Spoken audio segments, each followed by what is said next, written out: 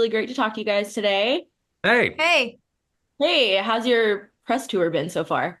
we're just started, so we've yeah, got a lot of energy. yeah. Oh, exciting. That's so awesome. So, Yeah. this movie's great. I want to jump right in. You guys, the performance was awesome. For someone who doesn't know about your monster, how would we explain this film to them?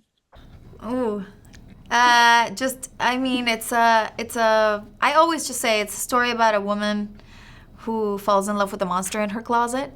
And it's got a little bit of everything. Like, I feel like it's a movie where whatever genre you like, you will find something that you like in this movie.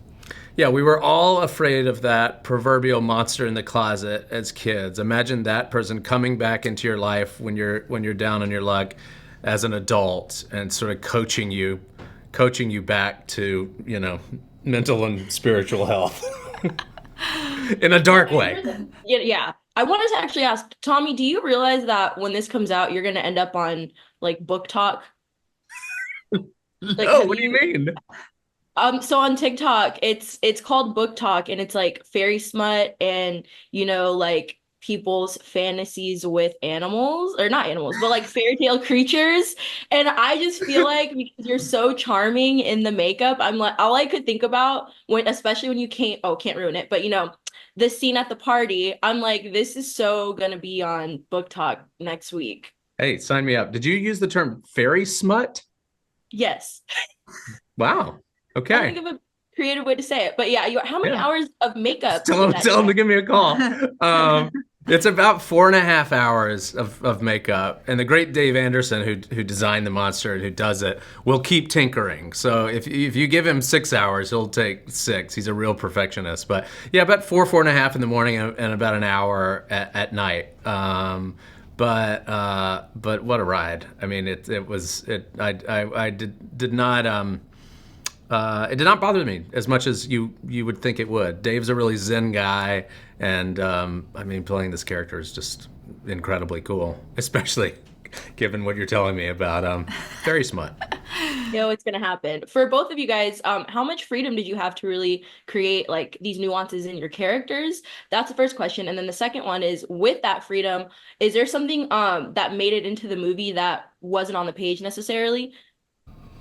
The script was amazing. Caroline is an incredibly uh, talented writer and a visionary, and she had a very specific idea of what she wanted with the humor in this movie. So there's a lot on the page, but she also gave us a lot of freedom to improvise. And Tommy is a master improviser. And so we had a lot of fun. We ended up playing a lot. And I think in the moment, a lot of the things that are very funny in the movie ended up being, spur of the moment kind of things that just happened. Yeah, our senses of humor synced up like really quickly from day one. And Caroline, as she said, brilliant writer, also a brilliant director. And part of that brilliance is that she kind of picked up on whatever we were throwing out, and she's a best idea wins kind of person. So a lot of what you see is scripted, but when we landed on those great improvisational bits, she kept them.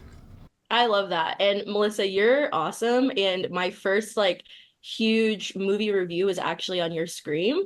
So it's really cool to see that you literally become like a Scream queen. What is something that you would like to say that relates to Lori and you and all of the characters? I feel like you have like a really cool way of like bringing this like subtle crazy to where you don't see it. Like Abigail, you were just like you're like a badass the entire movie, but then you were also like a little, you know what I'm saying? Like Yeah. a little crazy. There's a little bit of crazy in all of us, isn't there? I feel like Yeah.